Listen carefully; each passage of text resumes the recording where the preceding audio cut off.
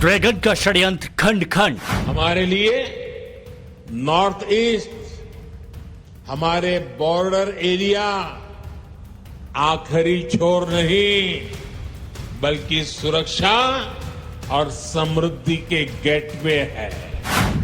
LAC के करीब गूंजा मोदी मंत्र। आज जो बदलाव आया है वो हमारे इरादे में आया है। युद्ध की नहीं चाह, छेड़ोगे तो करेंगे तबाह। राष्ट्र की रक्षा भी यहीं से सुनिश्चित होती है और दूसरे देशों से व्यापार कारोबार भी यहीं से होता है। तोड़ेंगे शत्रु की भ्रांति, शक्ति से है शांति। संकल्प आधुनिक इंफ्रास्ट्रक्चर, आधुनिक कनेक्टिविटी से विकसित भारत के निर्माण का है।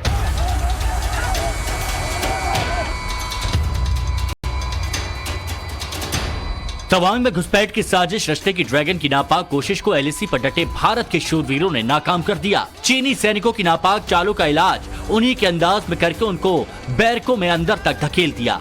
और अब पीएम मोदी ने नॉर्थ ईस्ट पहुंचकर चीन को डायरेक्ट संदेश दिया।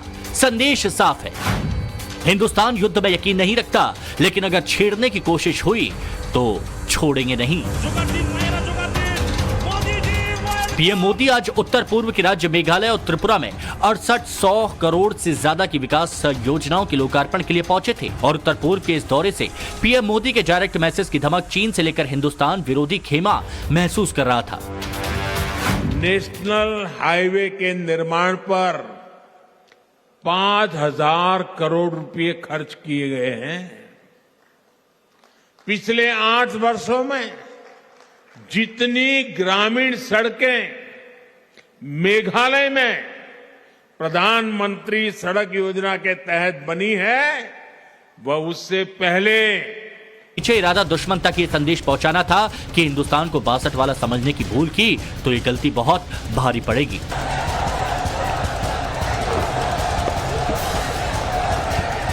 चीनी सेना ने तवांग में शातिराना अंदाज में घुसपैठ की साजिश रची थी, लेकिन मोदी सरकार ने सरहद से लगे एलएसी के इलाके पर जिस तरह इंफ्रास्ट्रक्चर और सैन्य तैयारियों को चट्टानी से मजबूत किया, उससे ड्रैगन की साजिशों की भनक भी पहले लग जा रही है और उसका माकूल इलाज भी हाथों हाथ किया जा रहा है। लेकिन अगर हालात 2014 से पहले वाले होते तो ड्रैगन की साजिशें हिंदुस्तान की फिक्र बढ़ाने वाली साबित होती। लेकिन 2014 में जब से मोदी सरकार सत्ता में आई, तभी से चीन की चालबाजियों का करारा जवाब देने की वो तैयारियां शुरू हो गई थी, जिसकी कमी हिंदुस्तान 1962 की लड़ाई के बाद से महसूस कर रहा था। टाइम्स टाउन ऑफ भारत आपको उत्तर पूर्व के दौरे के बीच अरुणाचल प्रदेश में एलएसी के पास आखिरी गांव की एक्सक्लूसिव रिपोर्ट दिखा रहा है। वहां तक आपको ले जा रहा है, बता रहा है कि इन 8 सालों में कैसे उत्तर पूर्व में एलएसी से लगे इलाकों की तस्वीर पूरी बदल गई।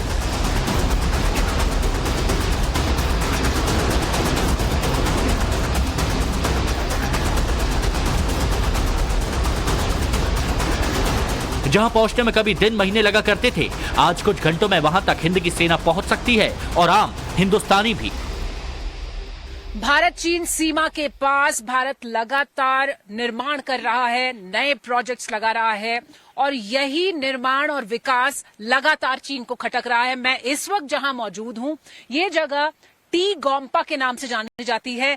ये एलएसी के नजदीक आखिरी गांव है, जिसके बाद सीमा शुरू हो जाती है और फिर सिर्फ सेना का प्रेजेंस वहां पर है।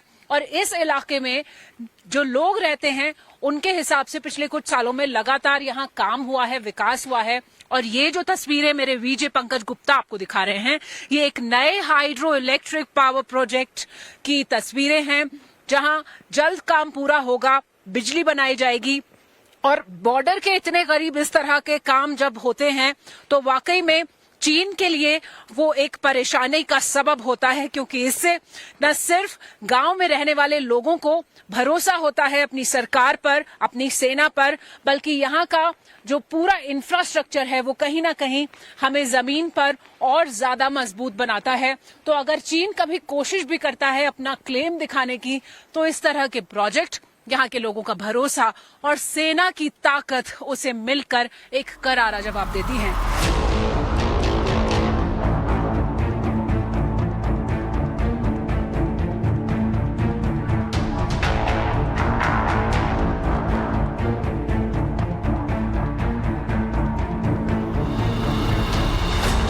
ये अरुणाचल के तवांग इलाके में हिंदुस्तान चीन की सरहद से लगा आखिरी गांव तकसांग गुम्पा है। यहाँ के लोगों की मुंहजबानी टाइम्स नव भारत आपको मौके पर पहुंचकर सुना रहा है। हम एलएसी के नजदीक एक गांव पर हैं और इसका नाम है टी गोम्पा। और यहाँ आप देखिए जो लोग हैं वो बेहद आश्वस्त हैं कि हमारी सेना मजबूती से हमारी जो बॉर्डर्स हैं उसकी रक्षा कर रही है। और यहाँ पर आज प्रधानमंत्री नरेंद्र मोदी पूर्वोत्तर में हैं, त्रिपुरा और मेघालय में 6800 करोड़ की योजनाओं का उन्होंने उद्घाटन किया है। तो यहाँ के जो लोग हैं उनका क्या सोचना है उनसे बात करते हैं। ये बताइएगा कि आपका जो गांव है कितना नजदीक है बॉर्डर से? बॉर्डर एकदम सामने में है मैडम, यहाँ से ज्यादा दूर नहीं है। आपको यहाँ से ज्यादा 5-6 किलोमीटर रहे क्या मिशन चलो रहे 5-6 किलोमीटर ही होगा यहाँ से। तो आपके गांव में डेवलपमेंट हो रहा है, हमने देखा स्कूल है, यहाँ हाइड्रो इलेक्ट्रिक प्रोजेक्ट भी बन रहा है, क्या उसके बारे में कहेंगे? पूरा अभी बीजेपी जब सरकार आने के बाद यहाँ पे बहुत डेवलप अच्छा हो रहा है। बॉर्डर में गड़ी रास्ता भी पूरा एकदम चाइना बॉर्डर तक पहुँच रहा है। अभी पूरा एकदम डेवलप अच्छा है। कभी ऐसा घबराहट तो नहीं होता है कि चाइना बार बार अंदर घुसने की कोशिश कर रहा है, उसके बारे में क्या बोलेंगे? नहीं लगते है मैडम, नहीं लगता है। आपकी आर्मी के ऊपर आपको पूरा भरोसा है, पूरा भरोसा है जी। तो और डेवलपमेंट की अगर हम बात करें, यहाँ पर क्या क्या काम हो रहा है आपके गांव में? हम लोग का गांव में रोड बहुत अच्छा बन रहा है। जी, रोड बन रहा है, रोड बन रहा है, स्कूल वगैरह स्कूल भी बहुत अच्छा चल रहा है। पहले से काम हो रहा है यहाँ पे? पहले से बहुत डेवलप हो गया, बहुत अच्छा हो गया हम लोग को। अच्छा अच्छा हो गया, लाइट भी अच्छा मिलेगा। चाइना मैडम यहाँ में कभी एक कदम भी आने के लिए हिम्मत नहीं है उसको। हम लोग का इंडियन आर्मी इतना स्ट्रांगली है, कुछ कर नहीं पाएगा वो। जब तक मोदी सरकार है, हम लोग का पेमा खांडू सर है, कुछ कर नहीं पाएगा। उत्तर पूर्व से एलएसी के आखिरी गांव की एक्सक्लूसिव तस्वीर और वहां रहने वाले लोगों की तवांग झड़प को लेकर प्रतिक्रिया सीधा संदेश है उन सब पक्षों के लिए जो राष्ट्रीय सुरक्षा के नाम की आड़ में मोदी सरकार को घेरने की जबरिया सियासी कोशिश करते हैं, जिनके हमलावर बयान कई बार देश विरोध की हद तक पार कर जाते हैं। आपका नाम जानना चाहेंगे? मेरा नाम राहुल कुमार कश्यप है। राहुल जी, आप कहाँ से आए हुए हैं? मैं असम से हूँ, लेकिन मैं यहाँ जॉब करता हूँ अरुणाचल प्रदेश में। आपको इस लेख में आप देख रहे हैं और यहाँ पे सैलानी आते हैं, बहुत सारे सवाल खड़े किए जा रहे हैं अपनी सेना की काबिलियत के ऊपर, आपको क्या कहना है? नहीं, यहाँ तो ऐसे कुछ ये नहीं है, सारा कुछ नॉर्मली है। और जो कि अभी न्यूज पे भी आ रहे हैं, अब हम लोग को सुनने को मिल रहा है कि बॉर्डर पे कुछ इश्यूज चल रहे हैं, लेकिन हमें कुछ ऐसा फर्क नहीं पड़ रहा है। हमें काम नॉर्मली जो नॉर्मल काम करते हैं वैसे ही कर रहे हैं, वहाँ कोई प्रॉब्लम नहीं आ रहा है। और आज हम लोग यहाँ भी आए हुए हैं तवांग से काफी ऊपर, ये 12,000 फीट ऊपर है सी लेवल से, तो हम लोग काफी एंजॉय कर रहे हैं। यहाँ कुछ ऐसा कुछ मुश्किल नहीं हो रहा है, कुछ प्रॉब्लम नहीं हो रहा है, सब कुछ नॉर्मल है। जी, आपका क्या नाम है? मेरा नाम सत्यम है, मैं बिहार से हूँ। सत्यम, हम देख रहे हैं कि बार बार सवाल खड़े किए जा रहे हैं कि चीन अंदर घुस रहा है, ऐसा कहा जाता है, और हमारी सेना यहाँ पर पिट रही है, ऐसे भी हुआ है? ऐसा कुछ भी नहीं है, हमारी सेना मुस्तैदी से टिकी हुई है और हमारी सेना अच्छे से जवाब दे रही है उनको। ऐसा कुछ भी यहाँ पे सब कुछ नॉर्मल है मार्केट में। और हम लोग यहाँ तक आए हैं, यहाँ से सिर्फ 12 किलोमीटर आगे चीन बॉर्डर है, लेकिन अब हम लोग अच्छे से घूम पा रहे हैं, बहुत सारे लोग आए हुए हैं, तो कोई प्रॉब्लम नहीं है यहाँ। तवांग में एलएसी पर आखिरी गांव की इन तस्वीरों में जो जबरदस्त बदलाव आपको दिख रहा है, उसकी कहानी 2014 में शुरू हो चुकी थी, जब से मोदी सरकार ने देश की कमान संभाली। 2020 में चीन ने जब डोकलाम साजिश रची, तब भी एलएसी के इस आखिरी गांव के लोग आश्वस्त थे और 78 दिन बाद चीनी सैनिक हिंदुस्तानी इलाके से हटे तो उनका भरोसा और पुख्ता हो गया।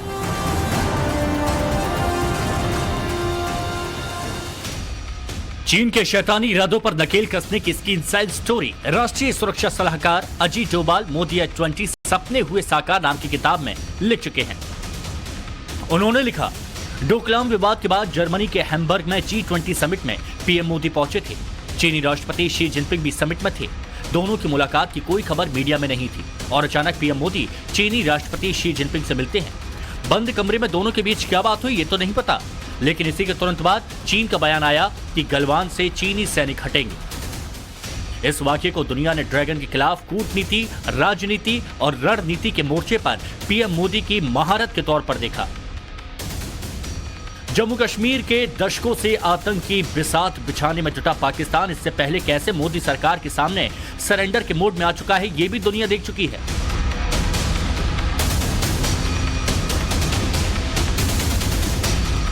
सर्जिकल स्ट्राइक समेत कई मौकों पर जिस सख्ती से पाकिस्तान की नकेल कसी गई, उसके बाद पाकिस्तान की जनता की जुबान पर भी मोदी मोदी उतर आया। लेकिन ये खुद सोचे कि ये खुद क्या है। ये खुद सिंध के नहीं है बुचर। इन्होंने सिंध में किसको छोड़ा है, पाकिस्तान में किसको छोड़ा? ये खुद अपने दुश्मन है, इनका कोई दुश्मन नहीं है, खुद अपने दुश्मन है सर। मतलब हम हमेशा यही बात है कि हम हमेशा अपना जो अपनी खामियां या अपनी जो कसूर है वो किसी के साथ किसी के साथ ही डाल रहे हैं। शुरू दिन से, जब से ये पाकिस्तान आजाद हुआ है, कायद आजम साहब के बाद जितने भी आए हैं सब चोर लुटेरे। ठीक है यार, हमारे रिजर्व जो है ना, वो 7 अरब रुपए के शायद पड़े हुए हैं। ऐसे ही है। और उनके 600-500 अरब रुपए के रिजर्व है। हम उनसे लड़ सकते हैं, उनसे बात कर सकते हैं, पहले अपनी करतूत देखें यार, हम उनसे लड़ सकते हैं। पीएम मोदी के चट्टानी फैसले दुनिया भर में उनकी जबरदस्त छवि बनी है, तो इसके पीछे हिंदुस्तान के मतदाताओं का उनमें पक्का भरोसा है, जो मोदी सरकार के फैसले के साथ कमर कसकर खड़े नजर आते हैं। लेकिन मोदी विरोध की सियासत पर उतारू राजनीतिक पार्टियां कई मौकों पर भूल जाती हैं कि मोदी विरोध के चक्कर में कब वो देश विरोध की लक्ष्मण रेखा पार कर गईं। भारत जोड़ो यात्रा के 100 दिन पूरे करने के दौरान ही राहुल गांधी को यह समझ में आ गया कि मोदी मैजिक को तोड़ना आसान नहीं। इसी खींच में वो मोदी सरकार पर सवाल उठाने की कोशिश में हिंदुस्तान की सेना के खिलाफ बोल बैठे। जिन्होंने 2000 स्क्वायर किलोमीटर हिंदुस्तान का उठा लिया, जिन्होंने हिंदुस्तान के 20 जवानों को शहीद किया, जो हमारे जवानों को अरुणाचल प्रदेश में पीट रहे हैं, मैंने कहा हिंदुस्तान की प्रेस मुझसे इनके बारे में एक सवाल नहीं पूछेगी। सच था। हिंदुस्तान की सरकार सोई हुई है। इस बात को हिंदुस्तान की सरकार सुनना नहीं चाहती, मगर उनका प्रिपरेशन चल रहा है और प्रिपरेशन युद्ध का है। राहुल की देखा देखी में पूरी कांग्रेस उसी डर्रे पर हमलावर है, लेकिन पीएम मोदी को चेहरा बनाकर लड़े गए गुजरात चुनाव के नतीजे ये साफ कर चुके हैं कि मोदी मैजिक की कार्ड विपक्ष के पास फिलहाल नहीं है। लिहाजा 2024 की चुनावी बिसात में मोदी सरकार को घेरने के लिए कांग्रेस समेत तमाम विपक्ष एक बार फिर चीन के कंधे पर बंदूक रखकर निशाना लगाने में कोशिश में जुटा है। लेकिन तवांग झड़प के तुरंत बाद पीएम मोदी ने जिस तरह नॉर्थ ईस्ट में LAC के करीब जाकर चीन को हद में रहने का सीधा संदेश दे दिया, वो विपक्षी सियासत के भी धुर्रे उड़ाने वाली है। तवांग से संवाददाता शिवानी शर्मा के साथ bureau report, times now Bharat. PM Modi के नॉर्थ ईस्ट दौरे के बीच अमेरिका से ऐसी खबर आई है जो चीन की नींद उड़ाने वाली है। दुनिया को यह साफ संदेश देने वाली है कि वैश्विक राजनीति में पीएम मोदी का कद कितना बड़ा हो चुका है। अमेरिका की खुफिया एजेंसी के प्रमुख ने यह बयान दिया कि परमाणु युद्ध का इशारा दे रहे रूसी राष्ट्रपति पुतिन का मिजाज पीएम मोदी से फोन पर हुई बातचीत के बाद बदला है। अमेरिका से आया यह बड़ा बयान बता रहा है कि मोदी राज में हिंदुस्तान का डंका किस तरह दुनिया में बज रहा है।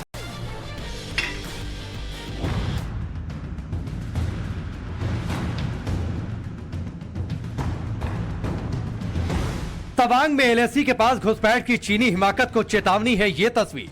समंदर में हिंदुस्तान का एक और विध्वंसक जहाज उतर चुका है।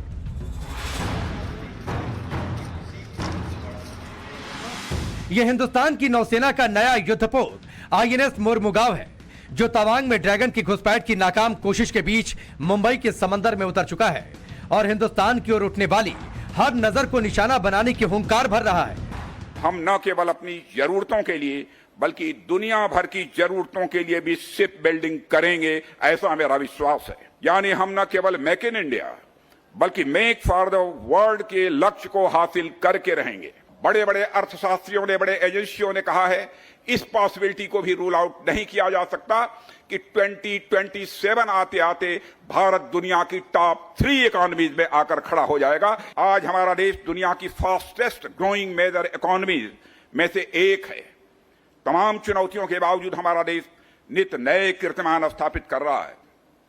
दुनिया के बड़े देशों के साथ हमारे बाइलेटरल ट्रेड पैक्ट साइन हो रहे हैं, लेकिन आज इंटरनेशनल फोरम पर भारत कुछ बोलता है तो दुनिया कान खोलकर सुनती है कि भारत बोल क्या रहा है। मुंबई के मझगांव डॉकयार्ड में बनकर तैयार हुआ INS मोरमुगांव भारतीय नौसेना का विशाखापत्तनम क्लास का स्टील्थ गाइडेड मिसाइल डिस्ट्रॉयर है, जो जल, थल और नभ में दुश्मन को कपाने की क्षमता रखता है। इस युद्धपोत के भारतीय नौसेना में आने के बाद भारत की शक्ति में 3 गुना बढ़ोतरी होने की उम्मीद जताई जा रही है।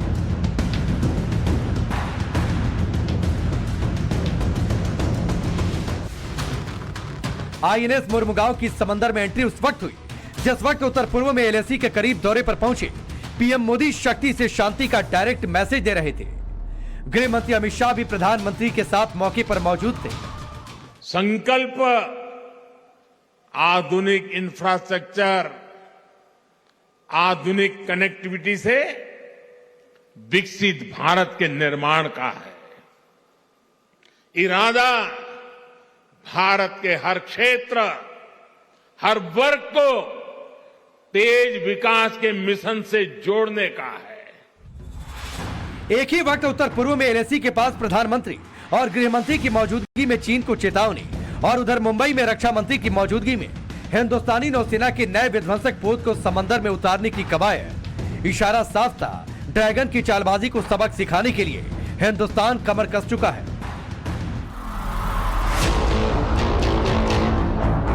ये जिनपिंग सरकार तक मोदी सरकार का डायरेक्ट मैसेज था, तो इसी दौरान अमेरिका से आई ये खबर भी चीन की नींद उड़ाने वाली थी। ये खबर अमेरिका की खुफिया एजेंसी CIA के प्रमुख विलियम बर्न्स की पीएम मोदी की तारीफ करने वाली थी। CIA चीफ ने कहा कि यूक्रेन युद्ध में परमाणु हथियारों के इस्तेमाल की आशंका को लेकर प्रधानमंत्री नरेंद्र मोदी ने जिस अंदाज में रूसी राष्ट्रपति पुतिन से बातचीत की है, उसका सकारात्मक असर पड़ा है। CIA चीफ की ये तारीफ ग्लोबल पॉलिटिक्स में पीएम मोदी के ऊंचे कद की गवाही है। ये तारीफ गवाही है कि किस तरह मोदी सरकार के दौर में दुनिया में हिंदुस्तान का इकबाल बुलंद हुआ है।